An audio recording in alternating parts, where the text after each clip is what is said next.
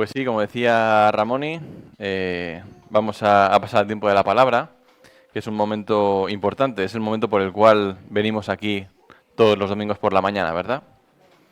Me alegra ver la iglesia llena, me alegra ver que hay hermanos de pie porque no tienen asiento. ¿Sí? Sí. No, bueno, hay algunos asientos libres por si queréis sentaros. Bueno, hace buen tiempo, la iglesia llena, el corazón contento, la verdad que es una alegría estar hoy aquí, compartiendo los unos con los otros. Y, y algo en lo que estaba pensando es que por motivos de la vida siempre nos encontramos con falta de tiempo, siempre estamos atareados hasta los topes, tenemos la agenda siempre llena y no tenemos tiempo apenas para dedicarlo a la lectura de la palabra, a la reflexión, a la meditación de la palabra.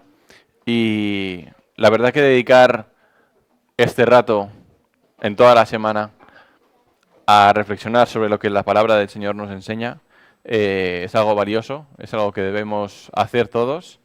Y sea más entretenida o sea más aburrida la predicación, creo que todos debemos prestar atención a lo que la palabra del Señor nos quiere decir, porque no es algo aleatorio, no es algo que sea banal, sino que es algo importante, es algo relevante.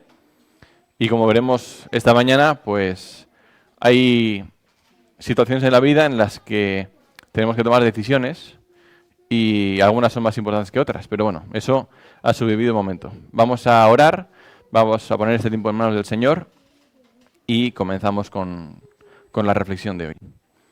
Señor, te damos gracias, Padre, por tu amor, te damos gracias, Padre, por la bendición que tú nos das, Señor, de poder estar una semana más, un domingo más, aquí reunidos, Señor, en tu nombre. Sabemos que tú estás aquí con nosotros, así que, Padre, te alabamos, te adoramos y te damos las gracias, Padre, por tenernos en tu presencia, por darnos, Señor, tu palabra, sobre la cual poder reflexionar, sobre la cual poder aprender. Gracias, Señor. Gracias por tu amor y te pedimos, Padre, que tu Espíritu Santo esté con nosotros en esta mañana, ayudándonos a entender cualquiera de las palabras, cualquiera de los asuntos que vayamos a tratar en esta mañana, Señor. Ayúdanos a recibir una lección clara, Señor, una lección práctica, Señor, para nuestro día a día, de modo que lo que veamos en tu palabra, Señor, sepamos que es aplicable, Señor, sigue siendo relevante, a pesar de los 2000 años que han pasado desde que se escribió, Señor. Gracias, Padre, por tu amor y por todo lo que tú nos das, Señor. En tu nombre, Padre, amén. Pues hablando de lo que se escribió hace 2000 años, vamos a volver a ese tiempo. Vamos a volver a la época en la que se escribió concretamente el Evangelio de Juan, que se escribió alrededor de entre el 80 y el 100 después de Cristo. El Evangelio de Juan se escribió posteriormente, digamos, a la muerte del Señor Jesús, posteriormente a la persecución de los cristianos, pero durante ese tiempo todavía había persecución. Había muchos cristianos que eran perseguidos por creer en Jesús, por creer que Jesús era Dios y que era Dios hecho carne, ¿no?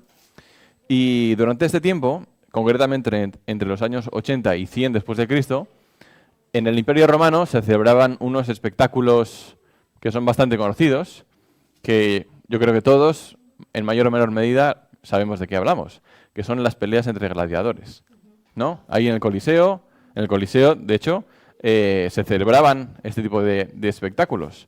En su momento, en su inicio, eran simplemente espectáculos, digamos, de entretenimiento para la gente, como lo es hoy en día el fútbol, pues en su momento el tema de los gladiadores, ¿no? Era bastante más sanguinario de lo que es el fútbol, pero digamos que era un espectáculo de entretenimiento para la población. Luego, poco a poco, según se fue moviendo, digamos, el Imperio Romano, ya se utilizaba más a modo de propaganda política, más a modo de patrocinios, para que la gente ganase dinero y tal. El caso es que durante esos combates de gladiadores, pongámonos en la situación. Muchos se enfrentaban a un gladiador que había sido entrenado como gladiador, digamos que se dedicaba a eso, ¿no? A pelear en esos campos de batalla. Pero muchos de los que iban a los campos de batalla no eran gladiadores, no eran luchadores profesionales. Eran pues esclavos, eran cristianos que habían sido esclavizados por creer en Jesús. Así que pongámonos en la situación. Imaginaos que sois una persona en aquella época que habéis decidido seguir a Jesús y por consecuencia habéis sido arrestados, habéis sido esclavizados y ahora pertenecéis a un imperial romano, ¿vale? Para ganar su dinero, pues dice, va, pues lo mandamos al Coliseo romano, que luche y que lo maten, pero bueno, que yo por lo menos obtengo mi dinero. Pues imaginaos que sois ese esclavo judío o quien fuera que fuerais, que estáis enfrentándoos a ese gladiador, ¿no? Obviamente, sin tener ningún tipo de conocimiento ni ningún tipo de experiencia en el campo de batalla, pues tú te encuentras ahí en medio de la arena peleando contra un luchador experimentado, armado hasta los dientes, con una armadura de arriba abajo, una espada o lo que fuera. En cambio tú te encuentras ahí pues con lo que tienes, prácticamente sin armadura. Pero bueno, aún así, a pesar de lo que muchos pudieran pensar de ti, de que no ibas a dar un palo al agua, tratas con todas tus fuerzas, sacas coraje de donde no lo hay, sacas valentía de tu interior y decides luchar contra ese gladiador. Por mucho que lo intentes, ese gladiador tiene mucha experiencia y termina derrotándote fácilmente. Y te encuentras tirado en la arena, a punto de ser ejecutado por ese gladiador. Pero había una señal que podían hacer, digamos, los que estaban siendo vencidos para clamar misericordia al emperador romano, que era levantar la mano hacia el cielo. Pues en ese momento estás tú tumbado en el suelo, sobre la arena, levantas así la mano al cielo y en ese momento el Coliseo se calla. El gladiador se gira, mira al emperador, esperando el veredicto, esperando qué es lo que decide el emperador hacer con tu vida. Si pone pulgar hacia abajo, te matan. Si lo pone hacia arriba, decide que puedes seguir viviendo. Esa situación en la que se encontraban muchos esclavos cristianos en aquella época es a la que nosotros, todos nosotros, en algún momento nos encontraremos. Digamos, no será tan físico, por supuesto, no será en un coliseo romano, sino que será cuando nos encontremos frente al emperador, frente al rey de reyes, y sea él quien decida si morimos o si vivimos. Eso es lo que vamos a ver esta mañana. Vamos a ver cómo nosotros tenemos la oportunidad de hacer una elección que puede cambiar el rumbo de nuestras vidas, para bien o para mal. Nosotros decidimos si vivimos o si morimos. Por supuesto, la decisión final, digamos, es del Señor. Pero nosotros tenemos la oportunidad de decidir si queremos vivir o si queremos morir. Entonces, yo pregunto a cada uno de los que estamos aquí, ¿tú vives o mueres? Tú decides. Pues vamos a leer el pasaje que vamos a tratar en esta mañana y vamos a ver cómo el Señor nos habla a través de él. Vamos a leer en Juan, el Evangelio de Juan, capítulo 8, los versículos desde el 21 hasta el 30. Juan 8, del 21 al 30.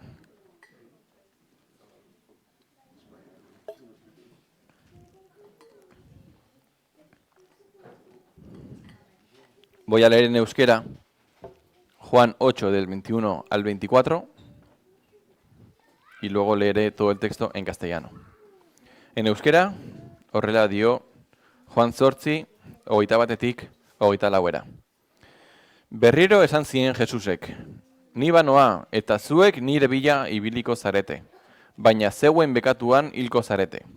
Ni noan tokira zuek ezin zarete joan. Orduan entzuleek, bere burua hil behar ote du? Horregatik esan ote du ni noan tokira zuek ezin zarete joan? Jesusek jarraitu zuen, zuek behekoak zarete, ni goikoa naiz. Zuek mundu honetakoak zarete, ni ez naiz mundu honetakoa. Horregatik esan dizuet, zeuen bekatuak hilko zaretela. Zeren ni naizena naizela, sinesten ez baduzue, zeuen bekatuetan hilko baitzarete. En castellano, dice así, Juan 8, del 21 al 30. Otra vez les dijo Jesús, yo me voy y me buscaréis, pero en vuestro pecado moriréis. A donde yo voy, vosotros no podéis venir. Decían entonces los judíos, ¿acaso se matará a sí mismo que dice, a donde yo voy, vosotros no podéis venir? Y les dijo, vosotros sois de abajo, yo soy de arriba. Vosotros sois de este mundo, yo no soy de este mundo. Por eso os dije que moriréis en vuestros pecados, porque si no creéis que yo soy, en vuestros pecados moriréis. Entonces le dijeron, ¿tú quién crees? ¿Tú quién eres? Entonces Jesús les dijo, lo que desde el principio os he dicho. Muchas cosas tengo que decir y juzgar de vosotros, pero el que me envió es verdadero. Y yo lo que he oído de él, esto hablo al mundo. Pero no entendieron que les hablaba del Padre. Les dijo pues Jesús, cuando hayáis levantado al Hijo del Hombre, entonces conoceréis que yo soy, y que nada hago por mí mismo, sino que según me enseñó el Padre, así hablo. Porque el que me envió conmigo está. No me ha dejado solo el Padre, porque yo hago siempre lo que le agrada. Hablando él estas cosas, muchos creyeron en él. Amén. Es un pasaje bonito, es un pasaje con mucho significado y mucha importancia. Y vemos que en primer lugar, en el primer versículo, Jesús dice, yo me voy y me buscaréis, pero en vuestro pecado moriréis. Porque en primer lugar, antes de tomar esa decisión de la que hemos hablado, primero tenemos que buscar. Tenemos que buscar a Jesús, tenemos que encontrarle, ¿sí? Pero es importante buscarle donde podemos encontrarle. No podemos pretender encontrarle donde no está. Igual que no puedo pretender encontrar mi coche aparcado en la otra punta de España cuando nunca he ido, ¿no? Yo tengo que buscar a Jesús donde está. Muchas personas tratan de buscarle en la ciencia. Muchas personas tratan de buscarle en el universo. Muchas personas tratan de buscarle en otras religiones, pero sin éxito, porque Jesús no está ahí. El Dios verdadero en el que nosotros creemos no está ahí. Él está en la palabra y en lo que en ella nos revela. Por supuesto, también en la revelación de la creación. Pero digamos, la persona de Jesús la conocemos a través de la palabra de Jesús. Y esa es la que tenemos que estudiar. Aquí es donde tenemos que buscarle a Él. Por eso, en este primer punto de la búsqueda, de los versículos del 21 al 23, tenemos que hacer, digamos, un trabajo profundo de búsqueda. Cuando aquí Jesús dice, yo me voy y me buscaréis, se está refiriendo a eso, a que tenemos que tener el deseo de buscarle, tenemos que tener el deseo de encontrarle, si realmente queremos ser salvos, si realmente queremos vivir, porque de lo contrario moriremos. Eso dice aquí, yo me voy y me buscaréis, pero en vuestro pecado moriréis. Esto se lo está diciendo a los judíos. Recordemos que en ese momento se está dirigiendo a los judíos, a los fariseos, aquellos quienes estudiaban la ley y no reconocían en Jesús la autoridad de Jesús como Hijo de Dios. Entonces les está diciendo, si seguís buscando donde estáis buscando, moriréis en vuestros pecados, porque no es donde encontraréis la salvación. Ese es el lugar donde encontráis, digamos, la revelación o la ley, la palabra, pero no es donde me encontraréis a mí. Por eso es cuando les dice que le buscarán, pero morirán en su pecado, porque no están buscando en el lugar correcto. Por mucho que busques, si buscas en el lugar incorrecto, no lo encuentras. Y por eso dice aquí también, seguido de eso, a donde yo voy, vosotros no podéis venir. Jesús sabía que a donde él iba era a la presencia del Padre. Si ellos no buscaban a Jesús o no reconocían a Jesús como su Dios y Salvador, no iban a ir al mismo lugar que iba a ir Jesús, no iban a ir al cielo, no iban a ir a la presencia del Padre, sino que iban a morir en sus pecados y por consecuencia al infierno. Aunque es duro hablar del infierno, es parte importante también del Evangelio. Tenemos la capacidad de decidir, como hemos dicho antes. En base a nuestra decisión, el Señor emitirá un veredicto de si somos salvos o si no lo somos. El siguiente versículo dice, decían entonces los judíos, ¿acaso se matará a sí mismo que dice, a donde yo voy, vosotros no podéis venir? Otra vez, no están reconociendo a Jesús como el Dios que es. Aquí los judíos no están entendiendo lo que Jesús está queriendo decirles. Como hemos visto en muchas ocasiones a lo largo del Evangelio de Juan, hay muchas ocasiones en las que Jesús tiene que explicarles a las personas, a los judíos, a los discípulos, a aquellos quienes están escuchándole, tiene que explicarles lo que está queriendo decir. ¿Por qué? Porque nosotros tenemos cierto conocimiento más avanzado que el que tenían ellos porque no tenemos la palabra. Ellos no la tenían. Entonces, nosotros contamos con cierta ventaja. Cosas que para nosotros pueden parecer obvias, para ellos en ese momento no lo eran. Entonces, cuando aquí los judíos están cuestionando y diciendo, ¿qué está diciendo? ¿Por qué dice estas cosas este Jesús? No tiene sentido. ¿Acaso se va a matar? No, no estaba pensando ni siquiera algo parecido. En el versículo 23 vemos cómo Jesús demuestra que Él no es como los demás. Esto también es algo que a nosotros nos da la confianza de saber que Jesús no es un humano más. Él es el Dios que se hizo carne, que anduvo entre nosotros, pero es diferente a nosotros, no es igual que nosotros. Dice, vosotros sois de abajo, yo soy de arriba. Vosotros sois de este mundo, yo no soy de este mundo. Todas aquellas personas que dicen ser Dios, que dicen ser profetas, que dicen ser incluso Jesús en su segunda venida, todas esas personas no cumplen con esta descripción. Todas esas personas son de este mundo. En cambio Jesús no. Jesús, si hay algo que lo diferencia, es que fue perfecto y que, aunque anduvo entre nosotros, no era como nosotros. Aunque sufrió mucho más que lo que hemos sufrido muchos de nosotros, gracias a su amor, no es como uno de nosotros. El punto importante de este pasaje lo encontramos en el versículo 24, que es la decisión que tenemos que tomar cada uno de nosotros. Todos los que estamos aquí somos conscientes, hemos escuchado alguna vez el Evangelio de amor, pero soy consciente de que no todos hemos tomado la decisión de seguir a Cristo de forma personal.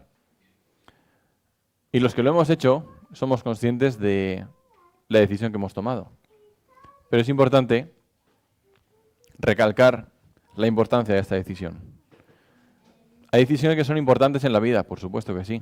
Elegir con quién te vas a casar, elegir qué profesión vas a estudiar, decidir si me voy a vivir a otro país por cuestión de trabajo o no. Esos son importantes, pero hay una que está sobre todas ellas, que es la decisión de si sigo a Jesús o no, de si le reconozco como mi Señor y Salvador o no. Y esa es la decisión de la que nos está hablando aquí el Señor Jesús en el versículo 24. Dice, por eso os dije que moriréis en vuestros pecados, porque si no creéis que yo soy, en vuestros pecados moriréis. Reconozcamos o analizando el texto, vemos que en primer lugar requiere de una acción por nuestra parte, ¿no? Debemos creer nosotros. El Señor no nos va a obligar a que nosotros le reconozcamos como nuestro Señor y Salvador, porque eso no sería de un Señor amoroso, no sería de un Dios justo, sino de un tirano. Sería algo que haría, pues, alguien que está queriendo imponer a los demás lo que deben creer. En cambio, Jesús quiere que nosotros creamos en Él por amor, por voluntad propia, por deseo propio, que no lo hagamos obligado, sino que lo hagamos de corazón, porque de esa forma es como genuinamente y como verdaderamente uno decide seguir a Jesús. Y es importante, como decíamos antes, que los que hemos tomado la decisión de seguir a Jesús seamos conscientes de lo que conlleva ello. Porque al igual que decidir no seguir a Jesús conlleva, digamos, una vida alejada de la luz, en las tinieblas, como veíamos la semana pasada, una vida alejada de las bendiciones que Dios te puede dar y alejado del amor de Dios, a fin de cuentas, el día del juicio, el día en que te encuentres cara a cara frente a Jesús y te juzgue, si tú has decidido no seguirle, no reconocerle como tu Señor y Salvador, por muy amoroso que sea, por muy misericordioso que sea, su dedo mirará para abajo. Por muchas buenas obras que tú hayas hecho, por muchas ofrendas que hayas dado, por mucho que te hayas esforzado por alcanzar la salvación, si no has reconocido al Señor como tu tu Señor y Salvador, nada de eso habrá valido. Y me estaba acordando ahora que esta semana vi un vídeo de una entrevista que le hicieron a un joven, Carlos Blanco se llama. Aquí en su momento en España se hizo bastante conocido porque fue un participante de este programa de preguntas ¿Quién quiere ser millonario? Y es superdotado, es muy inteligente. Y ayer me apareció un vídeo suyo y le preguntaban si él tenía miedo del juicio final, del juicio de Dios. El juicio final será el momento en el que tú y yo, Martín, de forma personal, nos encontremos ante Jesús y Él nos juzgue. Todos pasaremos por ese momento, ya sea con la segunda venida o ya sea antes, cuando nos muramos. Ese será el juicio final. Y le preguntaban a este chico, a Carlos Blanco, si él tenía miedo o no de ese juicio. Él decía, pues mira, yo he pasado toda mi vida buscando a Jesús, buscando a Dios, y he dedicado muchos años de mi juventud, digamos, a buscarlo, aunque no lo he encontrado. No he encontrado, digamos, a Dios. Es lo que decía él. Entonces él decía, he vivido una gran parte de mi vida buscando a Dios y tratando de conocer si existe o no. Y aunque no lo haya hecho, creo que eso me justifica ante Dios. Y si realmente es un Dios misericordioso, creo que nunca debería castigar a alguien que le ha buscado y que además ha llevado una vida acorde con esa búsqueda y con esos valores. Aquí vemos una filosofía lejana, alejada, que no es la que encontramos en la palabra de Dios, ¿verdad? Una filosofía basada en las obras, basada en qué puedo hacer yo por ganarme el cielo, pero no es lo que encontramos en la Biblia. En la Biblia encontramos con que nosotros no podemos hacer nada por conseguir llegar al cielo, sino rendirnos y reconocerle a Jesús como nuestro Señor y Salvador. Eso es lo máximo que podemos hacer nosotros por tratar de llegar al cielo. Y lo que decíamos, decidir no seguir a Jesús tiene sus consecuencias positivas, sobre todo negativas. Al fin y al cabo, negativas. Pero también seguirle a Jesús tiene sus consecuencias positivas y negativas. Hablábamos de un esclavo antes que estaba en el Coliseo. Ese esclavo decidió seguir a Jesús y como consecuencia fue llevado a luchar y posiblemente muchos de ellos murieron en el campo de batalla. Esa es una consecuencia negativa de seguir a Jesús. Sufrimiento. Sufrimiento en este mundo. Sufrimiento. Persecución. Hoy en día, aquí, gracias a Dios, en España no tenemos ese problema de la persecución. No tanto como en otros países. Pero es real. Ese peligro, esa persecución, ese sufrimiento por nuestros hermanos en países como Corea del Norte, Honduras, Colombia, en mayor o menor medida, todos sufrimos cierta persecución. Y esa es una de las consecuencias de seguir a Jesús. Pero cuando tomamos la decisión de seguir a Jesús, somos conscientes de ello. Valoramos los pros y los contras y vemos que merece la pena seguir a Jesús. Porque al fin y al cabo, al final de nuestra vida, al final de nuestros días, cuando llegue el momento del juicio, lo que queremos es que Jesús haga así, ¿no? Que decida que efectivamente vivimos, no porque seamos merecedores de ser salvos, ni seamos merecedores de entrar al cielo, sino porque gracias a esa decisión que hemos tomado, Él nos juzga a su favor. Por eso, no quiero seguir adelante sin volver a remarcar la importancia de este versículo. Sobre todo para los que todavía no han tomado ese paso de decidir seguir a Jesús.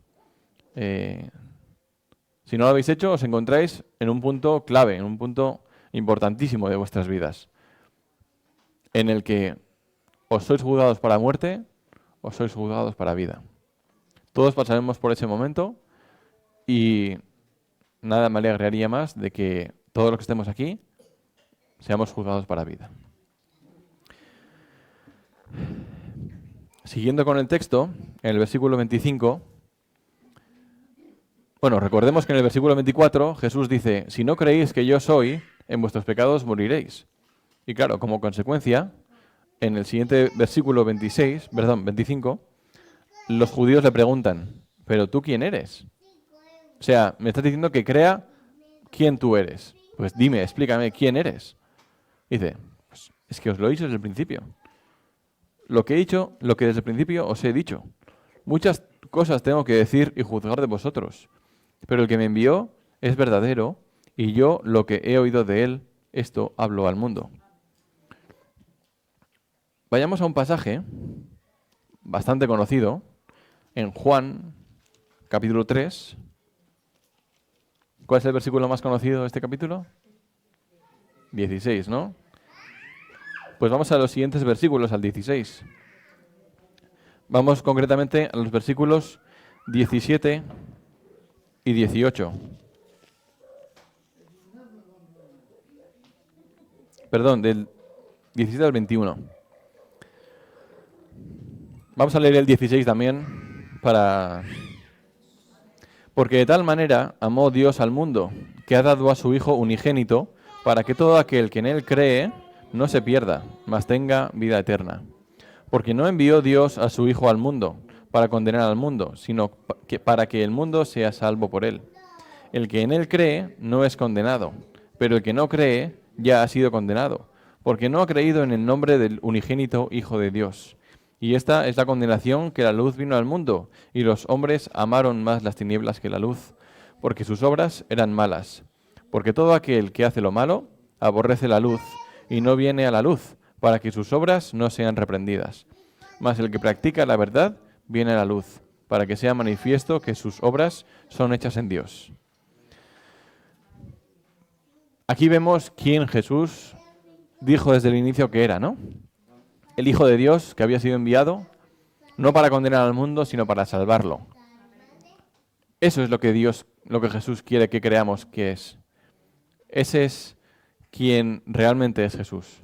Jesús, aparte de ser un hombre hecho carne, Dios hecho carne, aparte de hacer milagros, aparte de ser conocedor de la ley, aparte de todo eso, su propósito para venir a la tierra era el salvarnos, no era el condenarnos.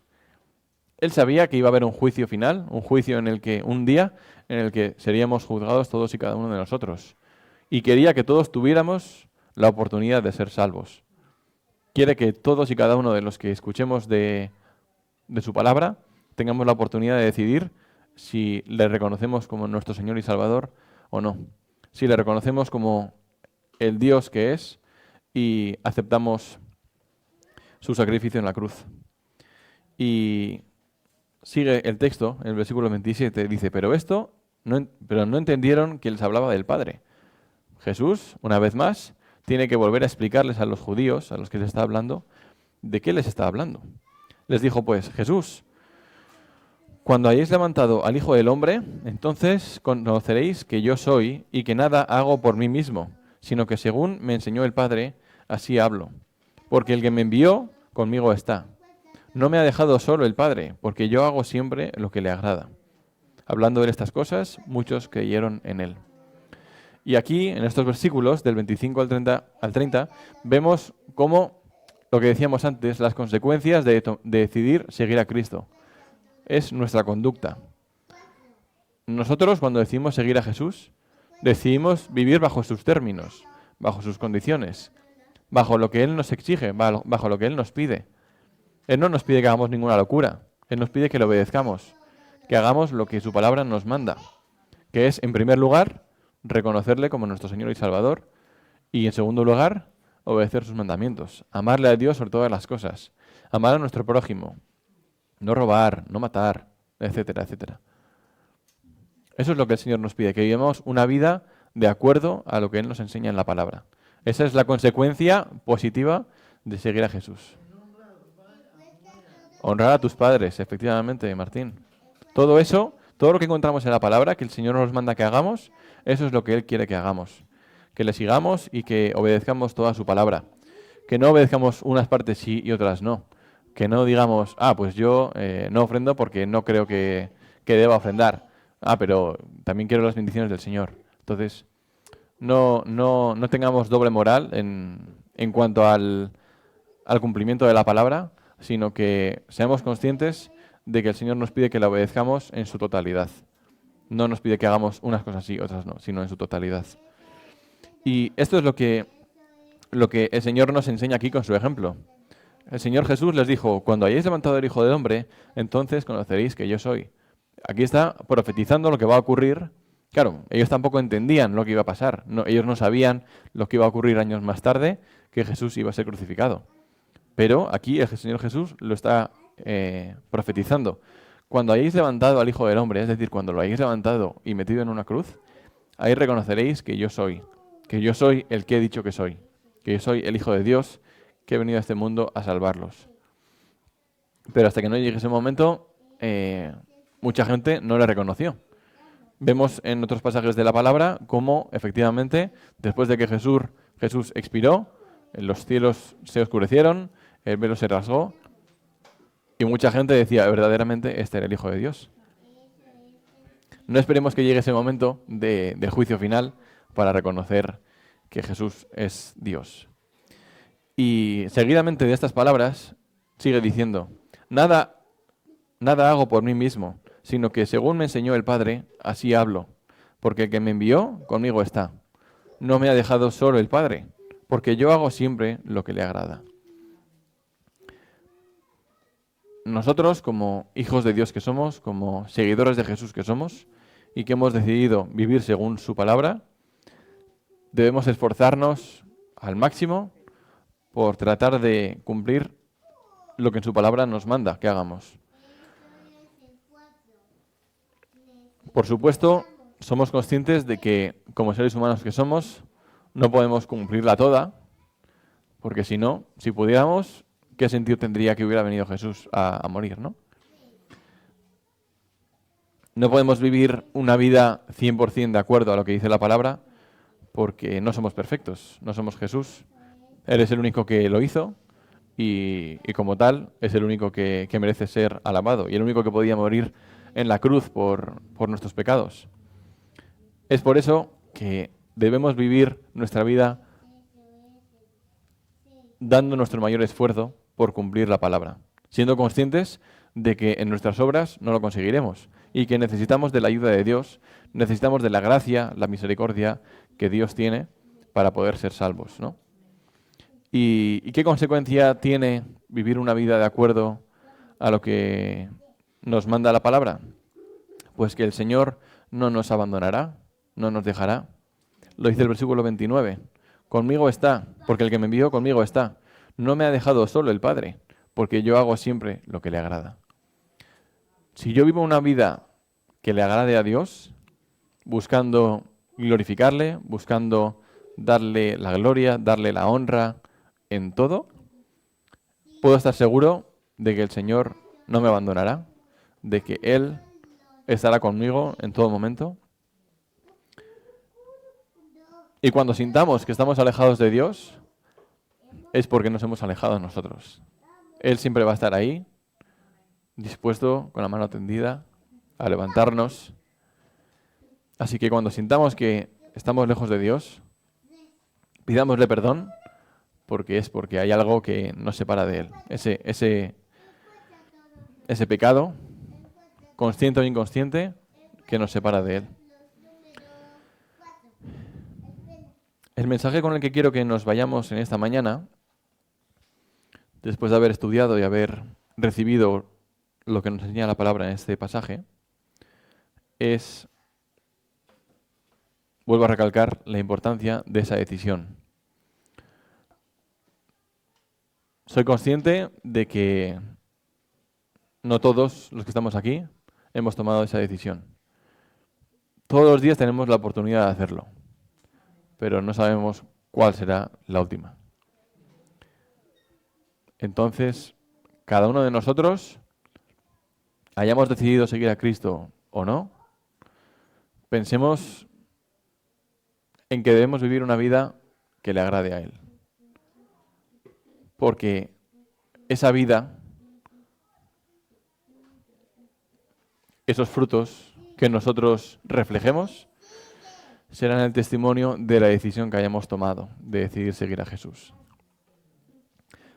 no nos dejemos llevar por filosofías efímeras, mundanas, temporales, como pueden ser otras religiones, pueden ser filosofías de vive y deja vivir.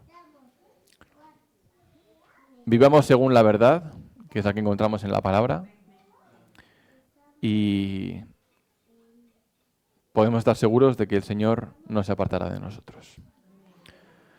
Vamos a orar. Señor, te damos gracias, Padre, por tu palabra.